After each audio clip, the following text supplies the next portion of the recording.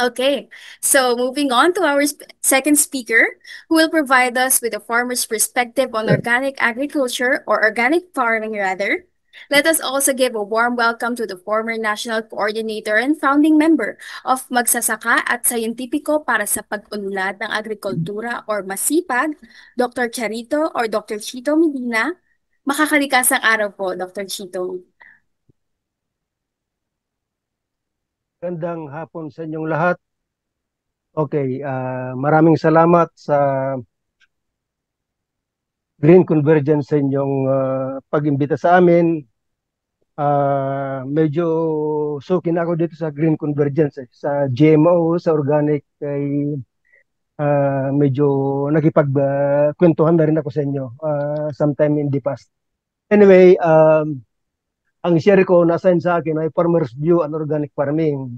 Of course, I'm also a farmer now. But at the same time, yung aming masipag na organization is composed of about 50,000 farmers in 63 out of the 82 provinces of the Philippines. Kung saan nagsimula pa kami ng nag-organic noong 1985 pa. So, ang may pangalan ay Magsasaka at Sayentipiko para sa Pag-unlad ng Agrikultura o kaya Farmer Scientist Partnership for Development. I had been involved also sa NOAB noong 2011 to 2014 representing NGOs. From Masipag ako noon. So, next slide. So, ayon sa communication with the Green Convergence, ito daw ang saklaw ng aking tatalakayin, benefits ng organic agriculture, challenges at saka paano maka-address ng organic agriculture sa food security na kung saan ay threatened by climate change. Next slide. Yung ating kasama, taga NOAP ay nagbigay ng history. Magbigay din ako ng kunting mas detailed na history, especially sa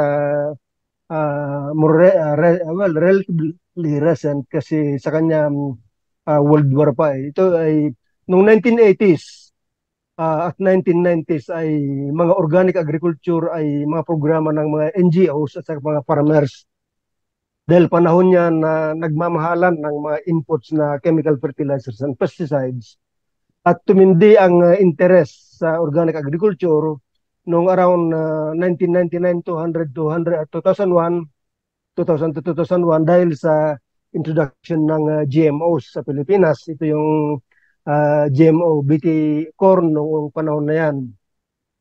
Sa totoo lang ay NGOs, yung Organic Producers and Traders Association or OPTA, Foodweb at saka Masipag ay kami ang unang nag-develop ng Philippine Basic Standards for Organic Agriculture. Of course, sumuportahan kami ng gobyerno, not by the DA, but the Department of Trade and Industry, particularly the Center for International Trade Expositions and Missions or CITEM. Ang kanilang focus noon ay mga beauty products na organic.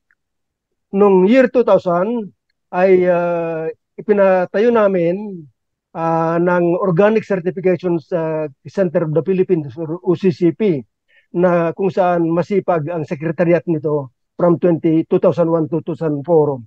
Take note that yung organic program to executive order ay 2005 at saka yung Republic Act, Organic Act 2010 was in 2010.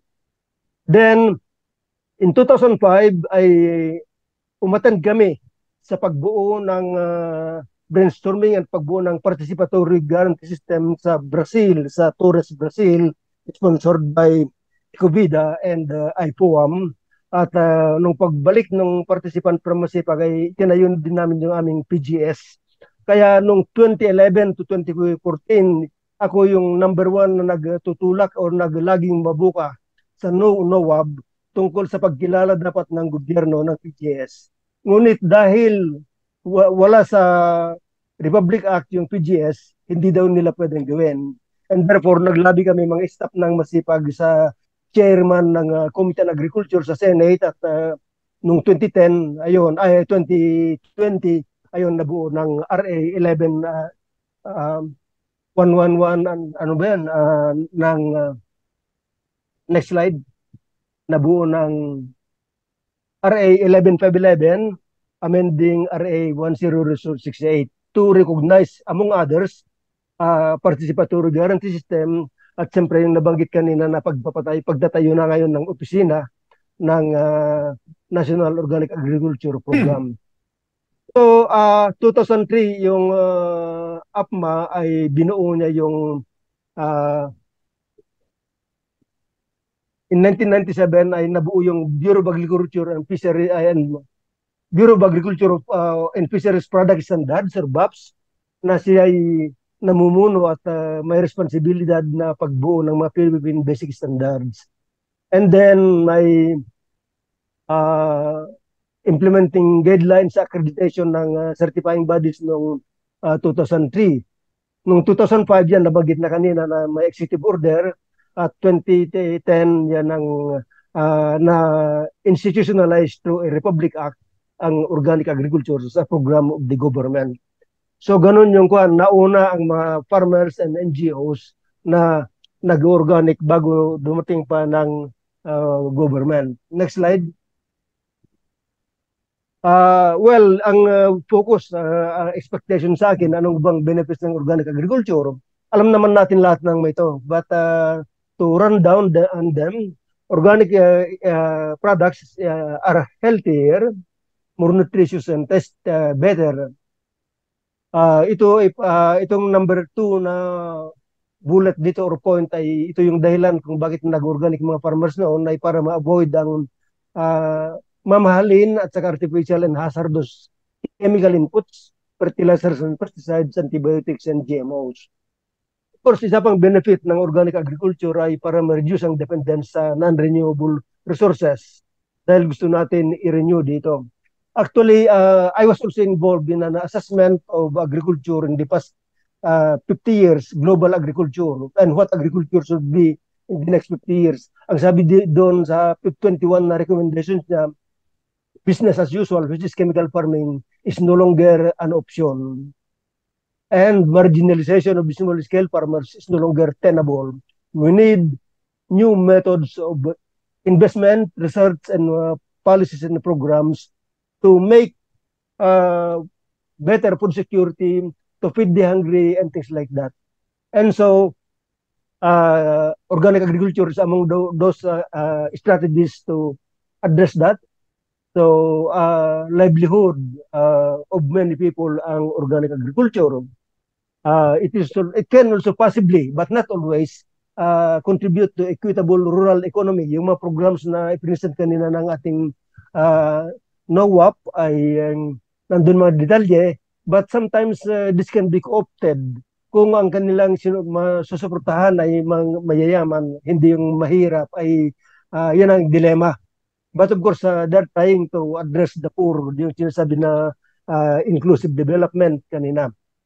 So, and because chemical farming is degrading the soil physically and chemically, so that sustainable farming is needed, and organic agriculture is an effective way to address sustainable farming.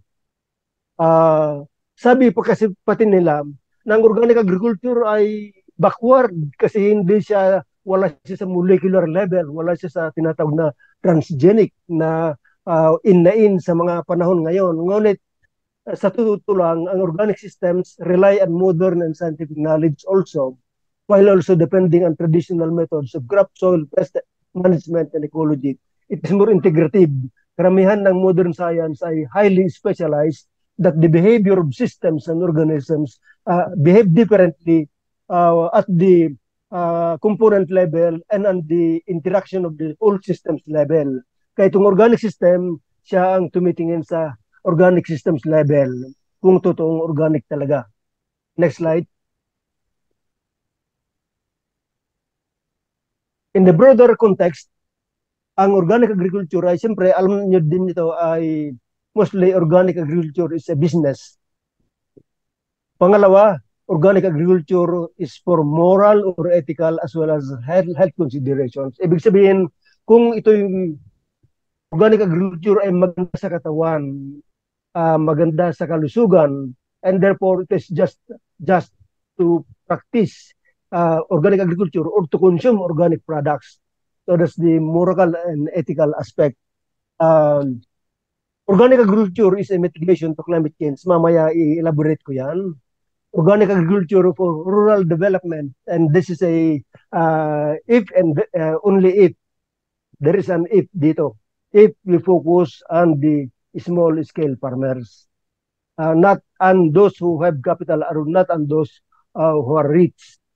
Politically, it is to fend off corporate control because of the proliferation so much in chemical farming of fertilizers, chemical pesticides, and many other inputs, modern seeds, ay pwede tayong magkaroon ng sariling teknolohiya ng organic sa level ng farmers na hindi na binibili, at ito ay alternative sa corporate control ng agriculture and food systems. Next slide.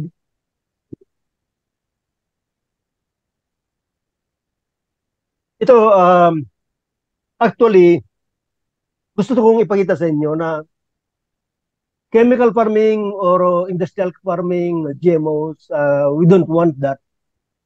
But there are so many variations of farming that are also acceptable or good environmentally and in health. This certified organic agriculture yung focus natin sa NOAP, National Organic Agriculture Program. But there are also organic agriculture na hindi certified dahil hindi sila pumapasa or hindi sila nagpapa-certify, hindi pumapasa sa standards or hindi sila nagpapa-inspect at nagpapa-certify. Of course, meron din ibang tawag ang permaculture, biodynamic agriculture, ecological agriculture, regenerative agriculture. And ngayon, sa amin sa Masipag, agroecology ang aming ginagamit, wherein in addition to the being organic, we also have to focus on the economic, sociocultural, and political dimensions of agriculture or food production. Actually, sa totoo lang, yung dating president ng International Federation of Organic Agriculture Movements, si Andre Loy, taga-Australia, he's my personal friend, ay disillusioned, naging president siya ng IFOAM. Ngayon medyo disillusioned na rin siya sa organic dahil sa masyadong strictong certification and standards and certification. So, binuo nila, actually pumunta, kasama din ako sa pag-launch ng Regeneration International Regenerative Agriculture sa ginawa namin sa Finca Luna sa Costa Rica in 2005, I think. At ngayon meron silang standards or regenerative organic agriculture ang standards ang kanilang tawag. So, yung marami kasing malilit na magsasaka na hindi kaya talaga dito sa organic agriculture, kaya either na regenerative and agroecology ang kanilang pinagsasandalan. Next slide. So, punta tayo ngayon sa challenges sa adoption ng organic agriculture. Next slide. Next slide, please. So, unang-una, nabanggit ko kanina yung organic agriculture as a business. Unfortunately, ito yung framing ng organic agriculture sa Pilipinas.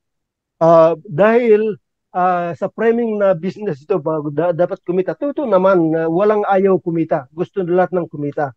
Ngunit too much focus on business and the profit forgets the other elements of organic, because organic is about health of soil, health of plants, health of consumers, about equity and other things. There are four dimensions of organic actually.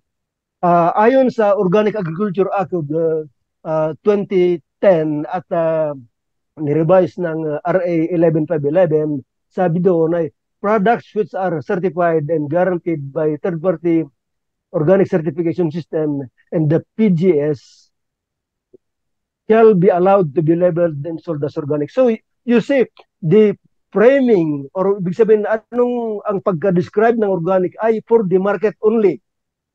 Mainly, I should say, for business, for profit. So about labeling, kaya sa ngayon, unfortunately, ay next slide, i-elaborate ko yung, ay mamaya pa. Bago ko ipagpatuloy yung aking argument kanina, ay alam natin, nabanggit na rin in broad strokes kanina ni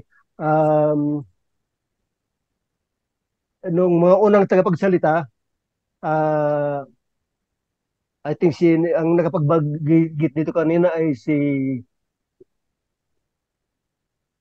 anyway, it doesn't matter na hindi ko na matandaan kung sino na nakabanggit. But anyway,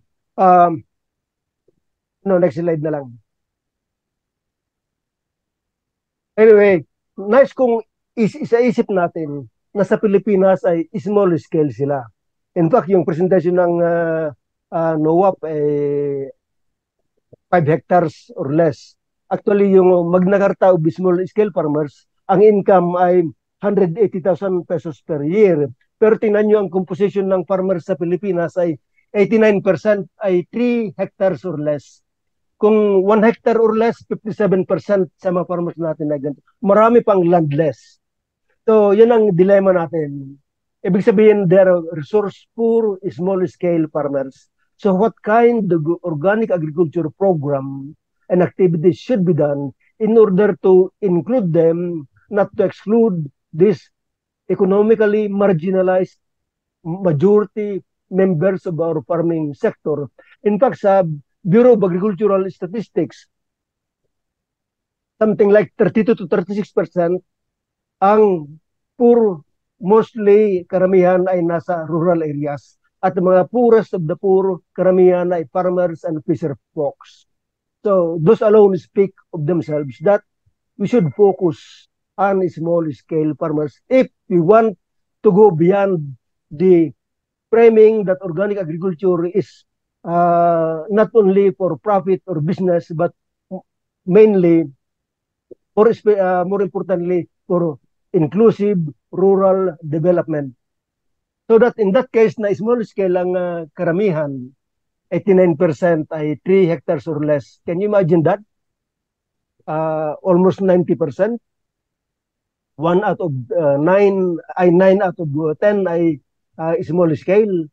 And therefore, the design of organic programs should also fitting into such socio-economic conditions of farmers. So, ang nangyari dahil sa masyadong komplikado at saka voluminous ang requirements sa certification, many farmers are disinterested, or even if they're interested, they cannot afford the voluminous requirements. So the inherent outcome, whether we like it or not, is the status quo, meaning there is the perpetuation of conventional or chemical farming. Manatili na lang silang chemical farming dahil at least sa chemical farming, wala pang inspection, walang certification. Samantalang sa organic farming, ayon sa presentation kanina, ang Philippine National Standards na sa organic ay 12 na. Aba, ano bang, bakit kailangan ba natin ng 12 na certification? Dapat ang standards ay simple. It should only be for distinguishing what is the organic from non-organic in terms of processes as well as the product. Kaso itong dahil ang BAPS ay they're doing the job to do standards, and therefore there's so much so that sometimes ay hindi yan compatible with the socio-economic conditions of majority of our small-scale farmers, even if they are the ones who had been doing organic before the organic program of the government. So, the practical solution usually to address this socio-economic issue is perhaps one of those very simple things to do is to exempt small-scale farmers from organic certification and build local small farmers organic market. Yung mga talipapa ng organic farmers o kaya kung mas magaling ng LGU ay meron talagang organic farmers market ng usual na let's say once or twice a week na organic farmers market uh, ay maganda. Nakapunta na ako sa organic farmers market sa Torres sa Brazil at saka sa Huánuco sa Peru. Sa kanilang organic farming market ay nasa most of the time 6 days a week ay parking lots. Pero during Saturdays 6 a.m. to 12 noon is organic agriculture in this place. May mga karatol na gano'n. Doon sa Huánuco sa Peru, there are about 150 to sometimes 200 stalls of small scale farmers na selling small products, organic products from their small farms, and they're poor, and yet this is contributing to rural development. So dapat ay pag-isipan natin mabuti dito at isaad natin sa National Organic Agriculture Board. Iba pang challenges ay institutional itong mga problema kung minsan. Yung may PGS kanina. Pero as I said, ang aming organization, 2005, meron na kaming PGS. 2005 yun na. 2010, 2020 pa.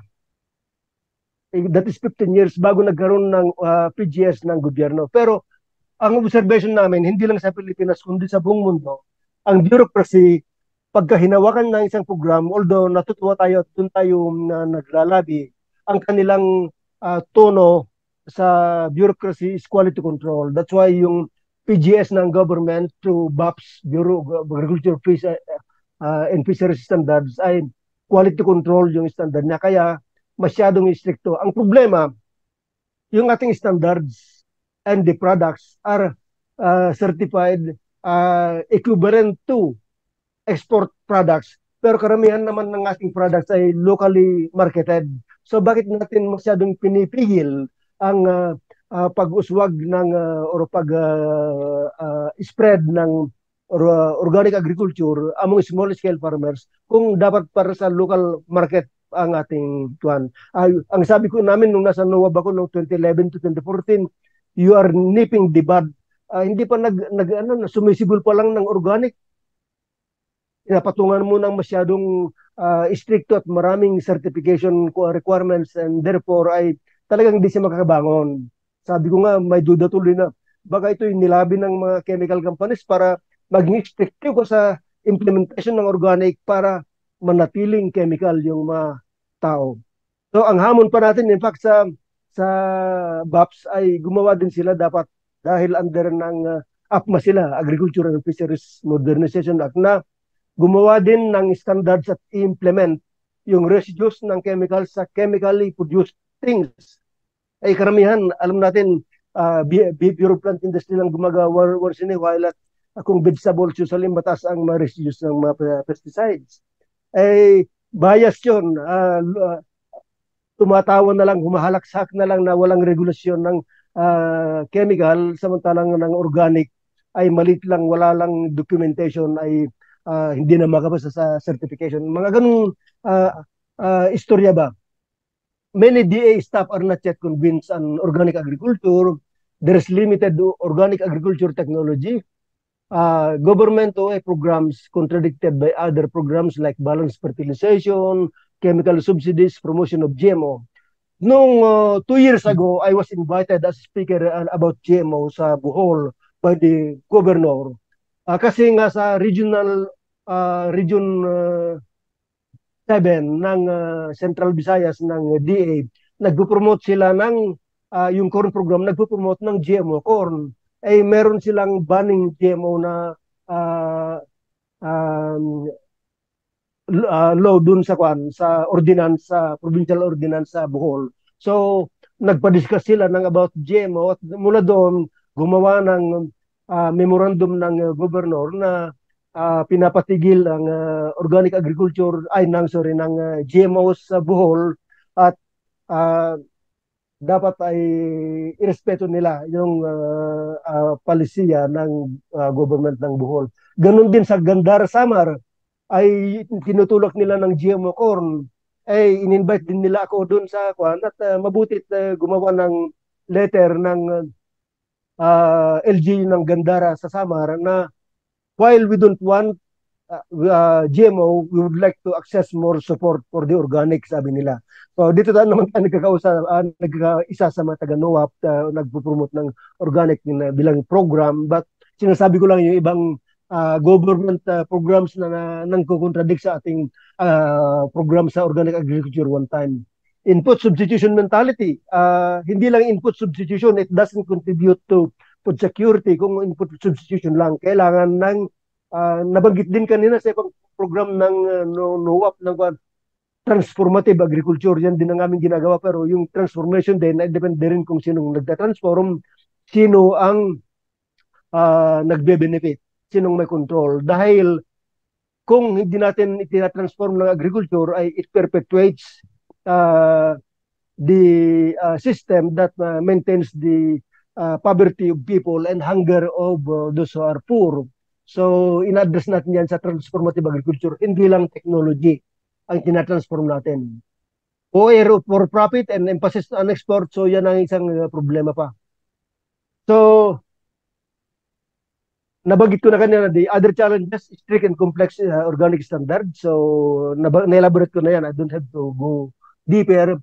Ibig sabihin talaga ay yung 12 na PNS, dapat isa lang na organic standard. Too much organic standards ay kung para sa organic sa Pilipinas lang. Maring kung sa puro export, sige, pero gusto natin na kung food security ay kung export mo yung food, walang supply sa atin, magmamahal pa ang presyo. There's less food security. Therefore, we have to maintain more food products in our country rather than exporting them. Conflicting programs ng DA, I think that was the essence of what I was saying. Low organic agriculture budget. Next slide muna. Pero babalik ako dito mamaya. Next slide. Low organic agriculture budget. Nung organic agriculture of 2010, RA 1068, according to the implementing rules and regulations, ang 2% dapat ang annual budget ng organic agriculture. Pero nung panahon na yan ay nasa 700 up to 900 million pesos lang budget dahil sa incapacity for utilizing the budget. Pero sa RA 11511, inilagay niya sa 1 billion pesos, naka-fix na yan, 1 billion pesos. Nagbabago naman yung ating value ng peso, ng budget ng DA.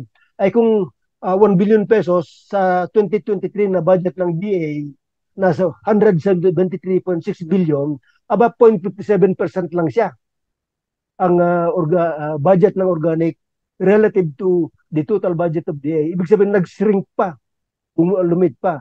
Tapos, ay in-specify pa nila ng saan papunta by in percentage sa yung budget na 1 billion na yan. Aba, nagbabago ng program, nagbabago ng panahon, nagmamature ng program, pwede dapat ay ma-reallocate one time later on after that. Pero ngayon, ay naka-straight jacket na siya dito. Kaya dapat kung sabi kanina sa NOAP presentation ay naghanap din ng revision ng RA 11511. Therefore, this is one thing that has to do perhaps to increase the budget by about 4%.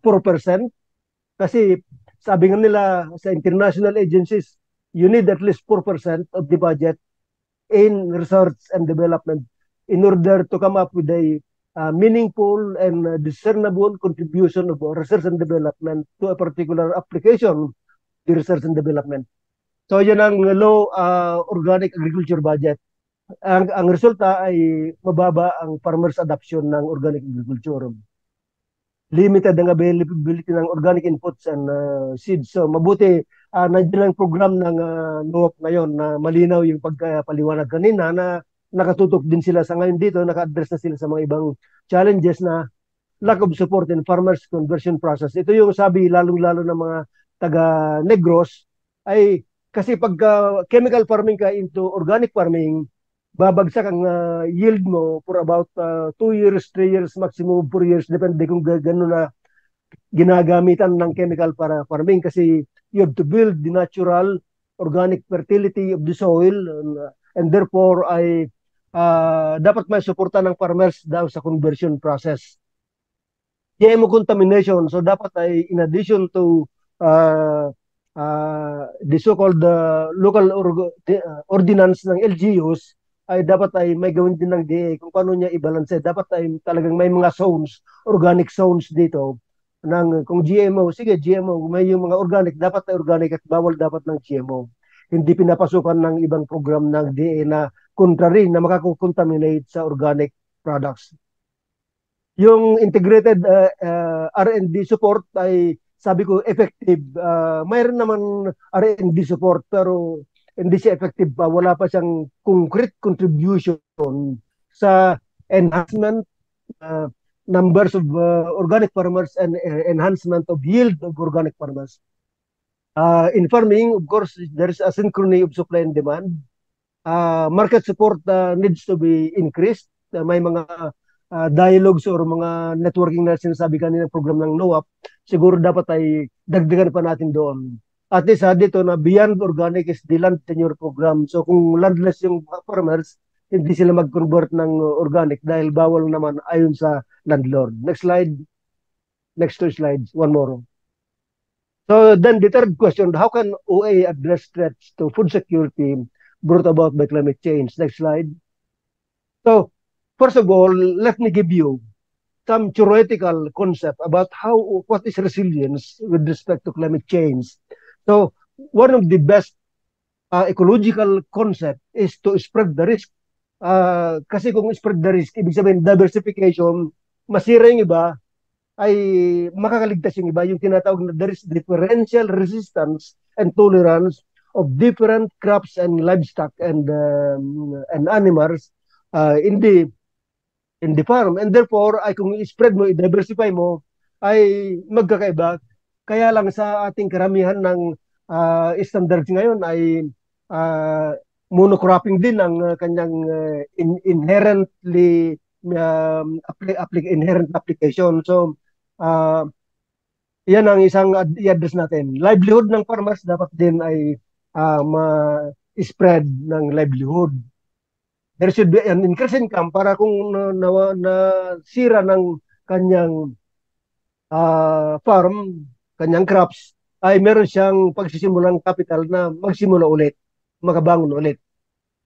Reduce exposure to economic risk. Ibig sabihin ay yung magagastos na farming na inuutang ang mga chemical fertilizers and pesticides and things like that, pati inuutang na kung pambili mo ng organic fertilizer, ay masyadong hindi siya resilient. Therefore, kailangan yung farmers ang ma-reduce ang kanyang exposure sa economic risk. Dapat dito yung farmers, sa kanya yung organic fertilizer din. May pag-aaral nung ako yung nasa evaluator pa ako ng mga organic agriculture proposals and projects sa BAR, Bureau of Agricultural Research, nung ako yung NOAB member pa. Yung study sa Capiz State University sa organic corn, ay kung bibilhin niya lahat ng organic na fertilizer, ay mas mahal pa yung organic fertilizer na kailangan mo sa corn kaysa sa chemical fertilizers. And therefore, ay disincentive yan. Pero sabi namin, ay the conclusion doesn't stop there. Ibig sabihin, ang organic farmer production ay dapat sa farmer or farmers organization para sa kanila mismo na parang cooperative nila, hindi na nila dapat binibili yung organic fertilizer. Dahil kung binibili mo yung organic fertilizer, parang substitution mentality ka lang, substitution ng chemical into organic input lang, ay economically, talo pa rin si farmer. So may mga detalye siya dito na kailangan natin bigyan ng pansin. So that yung farmer should own the productive resources including technology as well as seeds.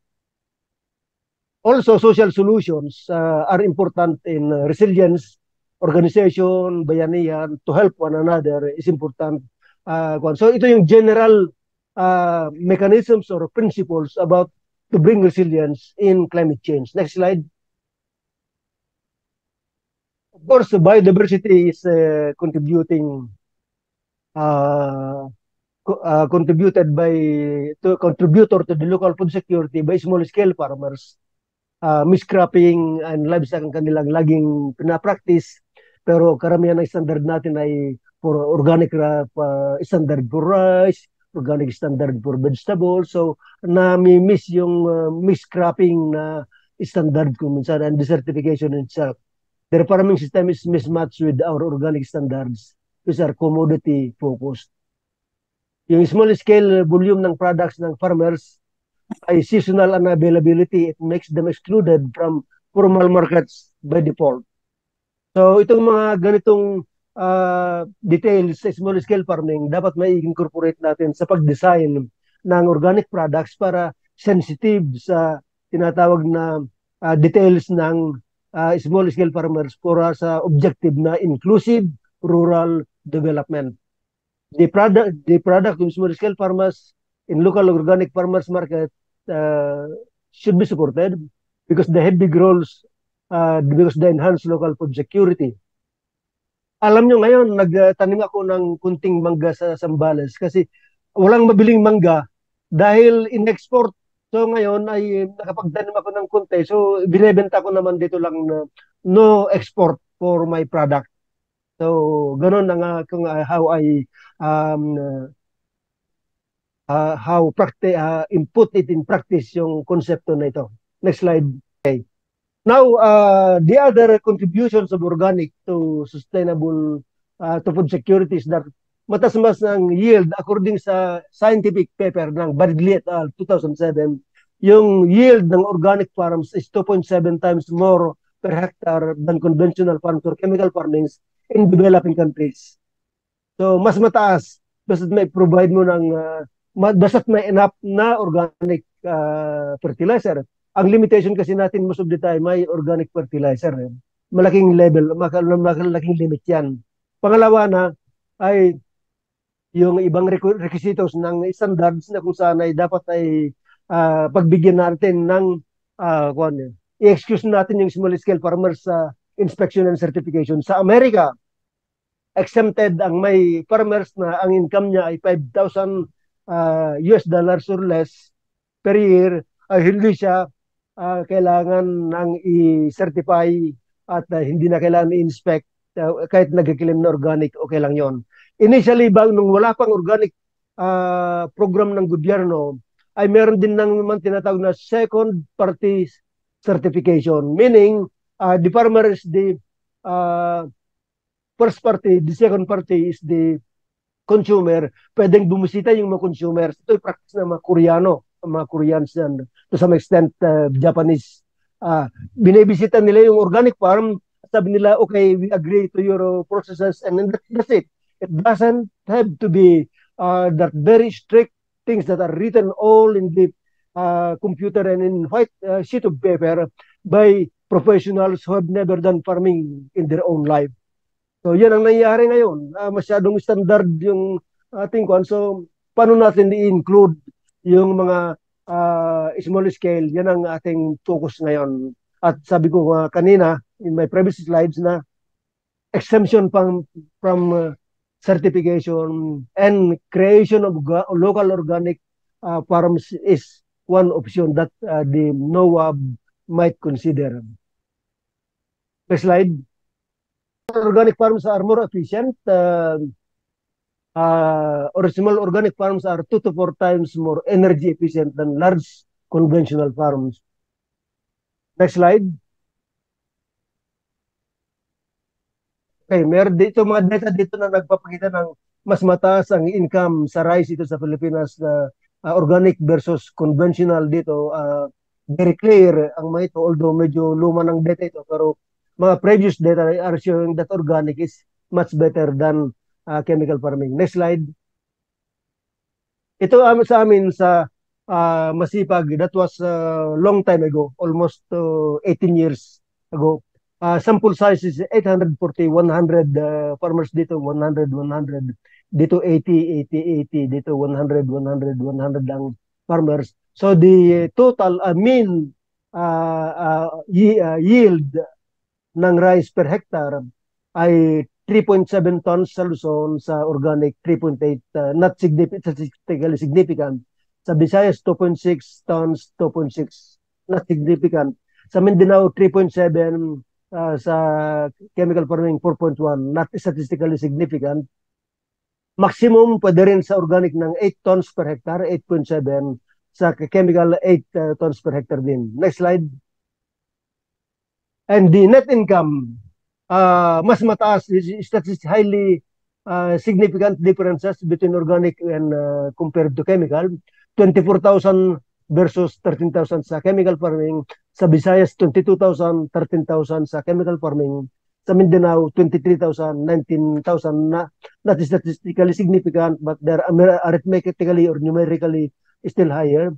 Average in all of this, 23,000 versus 15,000 is very highly significant na higher ang income sa organic versus non-chemical. Next slide. So, higher soil organic matter and organic soil, therefore it increases water holding capacity. So kung ganon ay mas maganda, mas madaling mabuhay sa ang organic crops sa organic kaysa sa chemical farming in the advent of climate change. Next slide. And also, sa organic, according to Aguilera et al. 2013, organic systems can sequester 3.5 tons or 3,560 kilograms carbon dioxide per hectare per year. Mataas yan ng level, samantalang kung gumamit ka ng urea, ay lumalabas na nitrous oxide, which is about 300 global warming equivalent sa CO2. Sa Rodale compost utilization sa UK, ganun din. 8.2 tons CO2 per hectare per year ang napipix ng plants sa organic farming. Next slide. Now, we ask the final question, but can organic agriculture feed the world? Yung pag-aaral ni Badgley et al. 2006 was saying organic methods could produce enough food to sustain the current human population and potentially an even larger population without increasing agricultural land base. Even the so-called leguminous crops can fix enough nitrogen to replace the amount of synthetic fertilizer currently in use. Next slide. Next slide. Thank you very much. Salamat po. All right, maraming salamat po, Dr. Chito. Thank you for enlightening us with your insight about organic agriculture. And again, for those who have questions, we will be having an open forum later. We'll be glad to entertain all those questions later on. But in the meantime, I think if you really have questions that need to be addressed right now, you can directly message now on our chat box. So other questions will also be entertained, if will not be entertained later. Muli, maraming salamat po, Dr.